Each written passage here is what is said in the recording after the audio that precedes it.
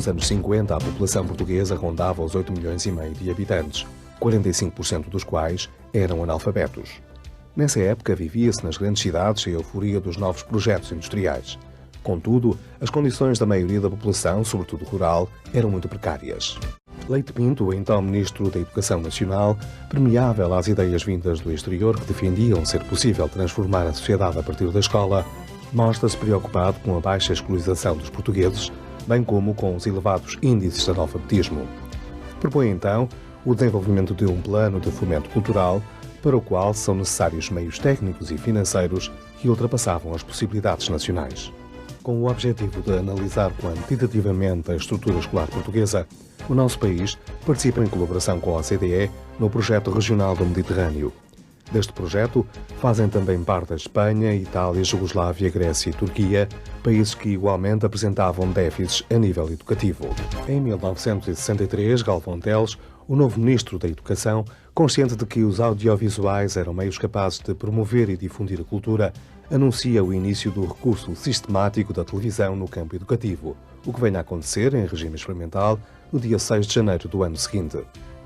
Os métodos pedagógicos modernos utilizam meios audiovisuais de vanguarda, como a televisão escolar e educativa, que tende a generalizar-se a pouco e pouco por todo o território metropolitano. Em todos os escalões da educação, consideráveis investimentos têm permitido a modernização total do equipamento escolar. Em 1964, por Decreto-Lei de 31 de dezembro, é criado o Instituto de Meios Audiovisuais de Ensino. Também nesta data, e na dependência deste instituto, é criada a Telescola, que passa a ser responsável pelo ensino à distância de cursos difundidos pela televisão e pela rádio, de apoio a imigrantes, formação geral, promoção agrícola e formação de professores. Entretanto, o relatório do Projeto Regional do Mediterrâneo, publicado em 6 de abril de 1964, tinha confirmado a existência de enormes deficiências no sistema educativo. Este facto levara Galvão Teles a reconhecer a necessidade de alargar a escolaridade obrigatória para 6 anos, o que vem a acontecer no ano seguinte. A partir daí, uma quase explosão cultural conduz às escolas das grandes cidades verdadeiros contingentes humanos. Foi uma tentativa de massificação do ensino. Isto é, o ensino, em termos de estrutura, estava muito limitado, chegava a poucos locais, era preciso fazer chegar a toda a massa da população, chegar a todo o país.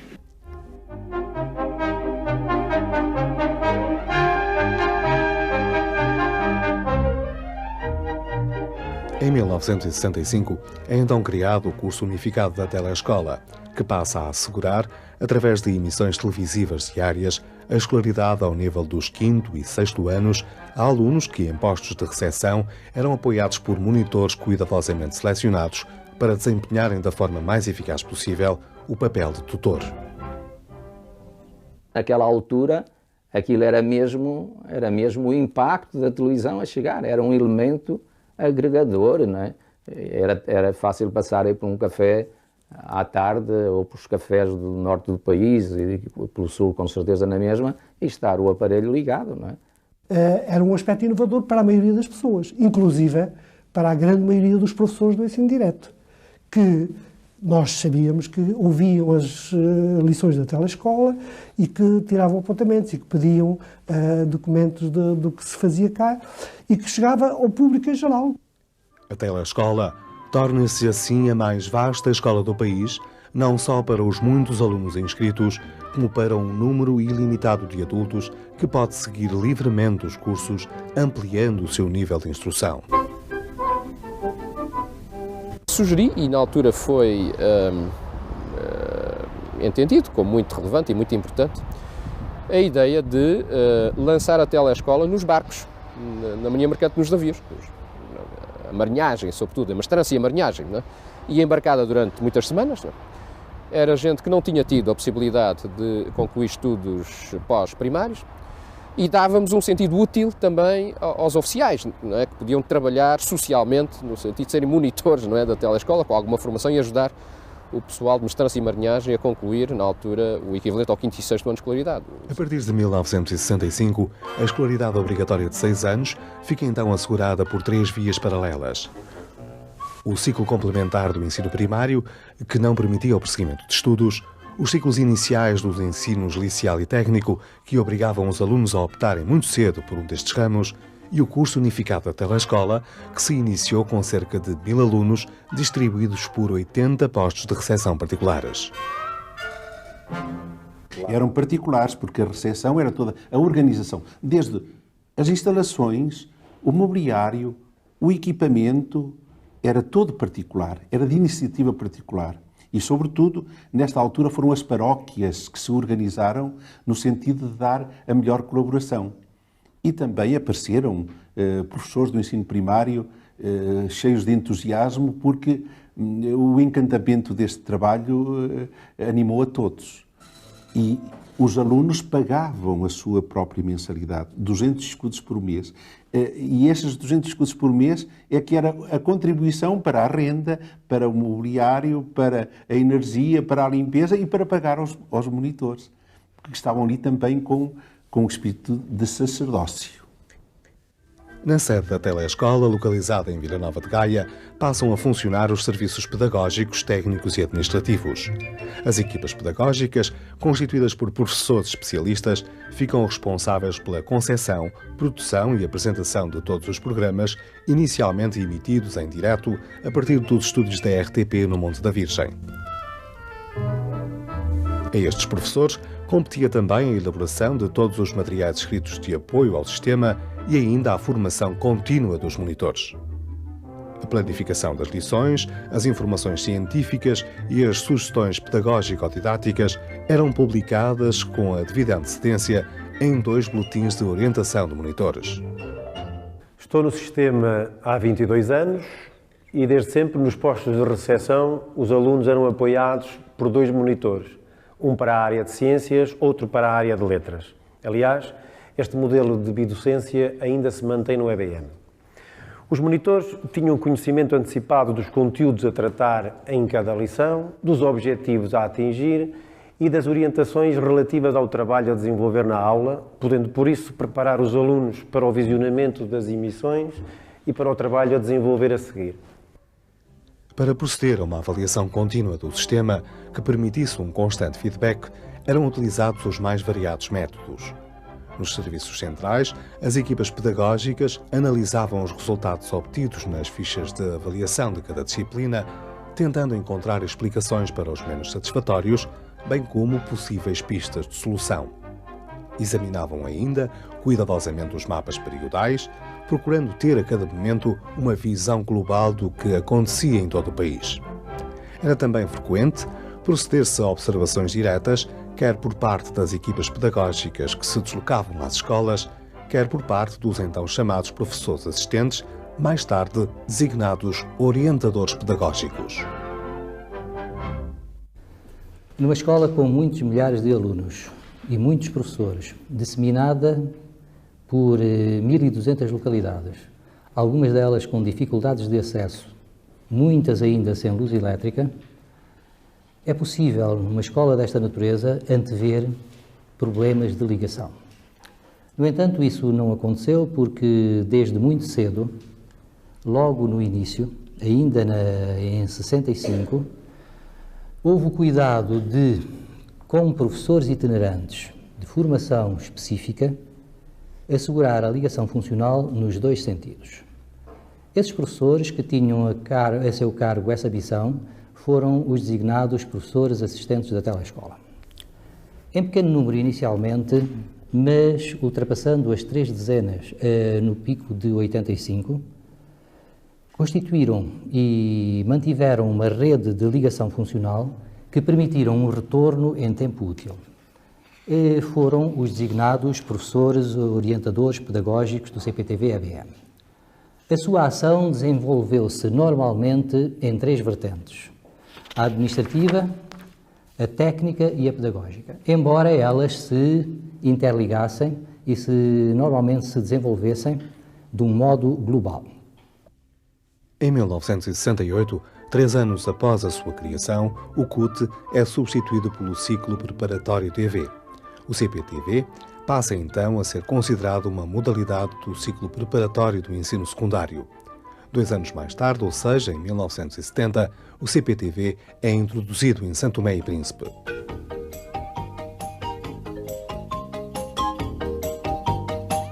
No ano seguinte, o IMAV é reformado, passando a designar-se Instituto de Tecnologia Educativa.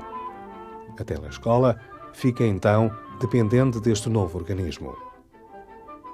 Em 1973, o CPTV chega ao arquipélago da Madeira e, meses mais tarde, ao arquipélago dos Açores.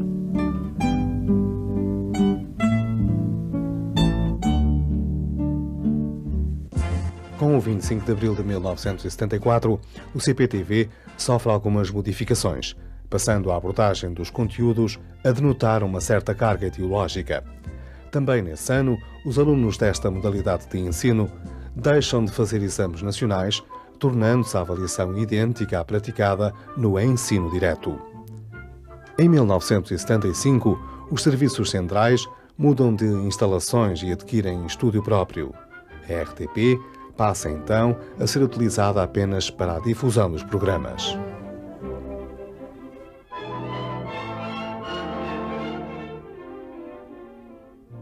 Entretanto, a OCDE decide proceder a uma avaliação do CPTV, publicando em 1979 o respectivo relatório. As opiniões contidas nesse documento não podiam ser mais positivas. Nele é referida a qualidade pedagógica desta modalidade de ensino, bem como os resultados francamente positivos obtidos pelos seus alunos no prosseguimento de estudos. Nesse mesmo ano, é criado em Portugal o Grupo de Avaliação da Telescola, com o objetivo de, igualmente, proceder a uma avaliação do CPTV. E ao fim desses 2 anos, rigorosamente de ano e meio de trabalho, produzimos um relatório preliminar, eu tenho aqui na mão, Estudos de Avaliação do Ciclo Preparatório TV, relatório preliminar das atividades do ano 79-80 do GAT, no qual chegámos a conclusões interessantes e que confirmaram essa primeira surpresa inicial, é que o ensino pelo CPTV, portanto o ensino com a televisão, como um dos orientadores gostava de dizer, não é pela televisão, é com a televisão. Esse ensino não era de facto de segunda qualidade. Era um ensino que era uma alternativa positiva ao ensino direto. Não havia mais lugar para dúvidas. O CPTV era realmente um modelo de ensino de grande qualidade pedagógica, sem o qual muitos milhares de jovens ficariam impedidos de obter a sua escolaridade básica ou de prosseguir estudos. Em setembro de 1980, com a passagem das emissões de preto e branco a cores, foi dada aos alunos mais uma possibilidade de contactarem com um mundo cada vez mais próximo do real. Todas as equipas tiveram que alterar num tempo muito rápido as lições que eram a preto e branco, que passaram a ser a cores. As equipas procuravam as imagens mais elucidativas, mas também os técnicos davam o seu melhor no estúdio. Estúdio esse que trabalhava uma taxa quase de 100%, desde o início até ao fim, sempre a gravar. Mas tudo isto era feito com um grande entusiasmo, porque sabíamos que o nosso trabalho tinha um impacto muito grande nos nossos alunos, nos alunos da telescola, que estavam espalhados nos sítios mais recônditos de Portugal continental e mesmo nos arquipélagos da Madeira e dos Açores. Recordo com alguma nostalgia todo esse entusiasmo. Valeu a pena, sem dúvida, numa altura em que não se falava de globalização, a telescola conseguia ser inovadora.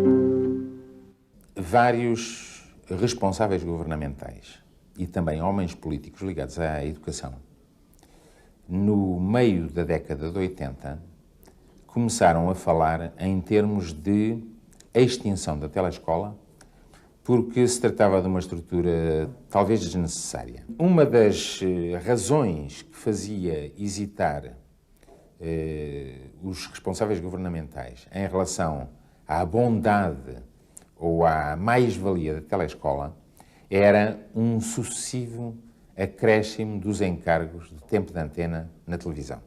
Quando me confiaram a direção da telescola, portanto, cerca do ano de 1986, eu estudei bastante o problema, não fiz propostas nenhumas, nem tomei decisões nenhumas, talvez durante 6 meses, mas estudei o problema tão a fundo quanto era possível e cheguei à conclusão de 2 coisas. Primeiro, em termos da necessidade de sobrevivência ou de existência da telescola, a sua função social não estava extinta nem ultrapassada. Segundo, a qualidade do ensino ministrado pela telescola continuava a ser extremamente satisfatória, para não dizer boa ou excelente. Terceiro, havia soluções alternativas para o acréscimo sucessivo de gastos com a emissão por via da RTP e isso à custa de uma tecnologia que nesse momento já estava completamente estabilizada, que era a tecnologia do leitor de vídeo. Quando, em 1988, as emissões são substituídas pela leitura local de videocassetes, o CPTV perde características de ensino à distância, assumindo muitas das do ensino presencial. Por isso, esta modalidade de ensino é hoje designada ensino básico mediatizado. A substituição das emissões por videocassetes veio trazer aos professores uma muito maior liberdade, nomeadamente a possibilidade de flexibilização dos horários. Os horários deixaram de estar presos à emissão, que ocorria apenas durante a tarde, embora continuem, por norma, a funcionar em jornada única, isto é, ou só de manhã ou só de tarde. Esta alteração trouxe também benefícios pedagógicos, uma vez que o videograma pode ser retomado às vezes que forem necessárias, o que obviamente não acontecia com a emissão. Apesar de continuar a haver algum controle no sistema, hoje em dia os professores têm uma maior liberdade, uma maior possibilidade de fazer escolhas, de adaptar os materiais e a sua utilização às características da turma e aos ritmos de aprendizagem dos seus alunos. Os professores deixaram de ser meros monitores e hoje em dia são verdadeiros professores na acessão da palavra.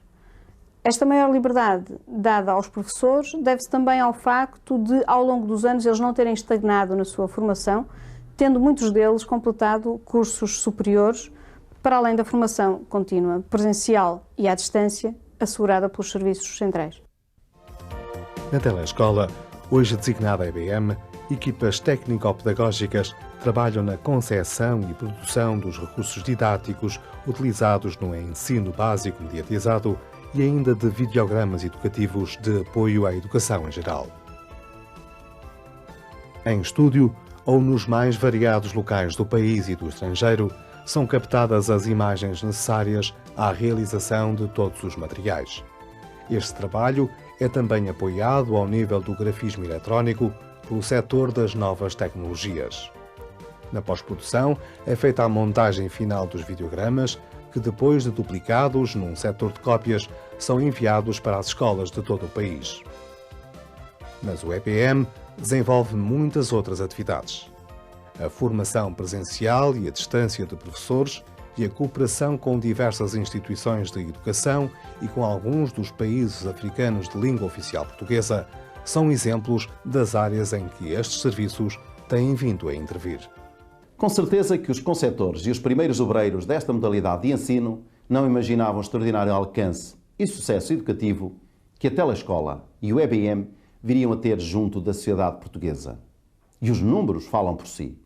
Com efeito e formalmente, ao longo destes seus 35 anos de existência, houve já mais de 1.200.000 alunos matriculados. Sendo certo também que no início dos anos 80, com seus 50 a 60 mil alunos matriculados anualmente, a telescola contribuiu com uma fatia de cerca de 30% relativamente ao universo nacional de todos os alunos que frequentavam este nível de escolarização.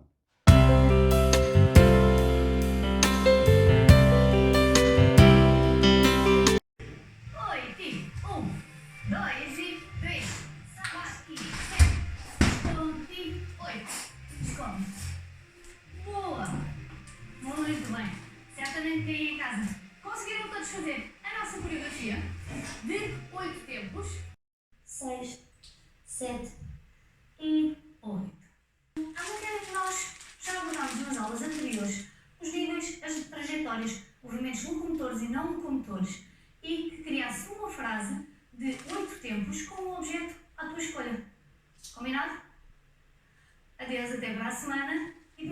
cabeças, quem dança é mais feliz.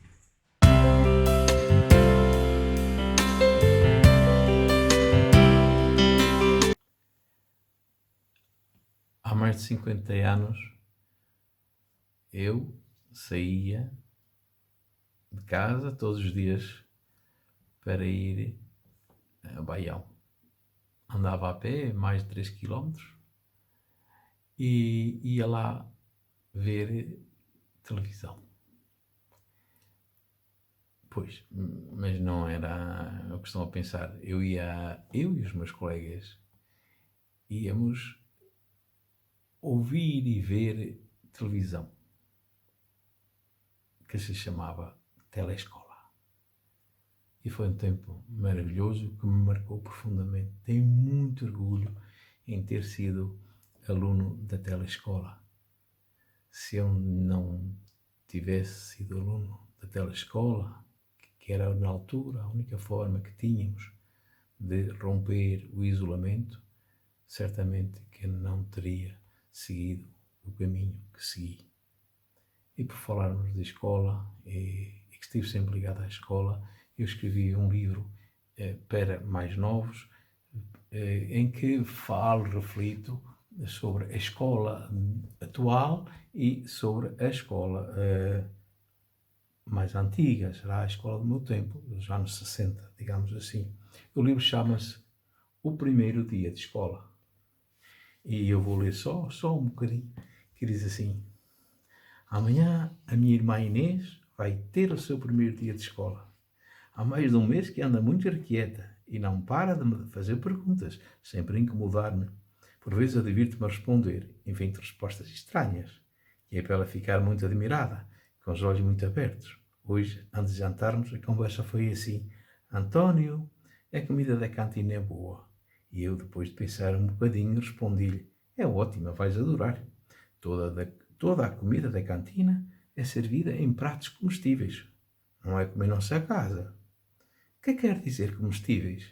Quer dizer que depois de comeres o arroz, as batatas, a massa, a carne, o peixe e a salada, também tens de comer os pratos. Temos de comer os pratos? A que sabem os pratos? Depende do dia, porque há vários sabores.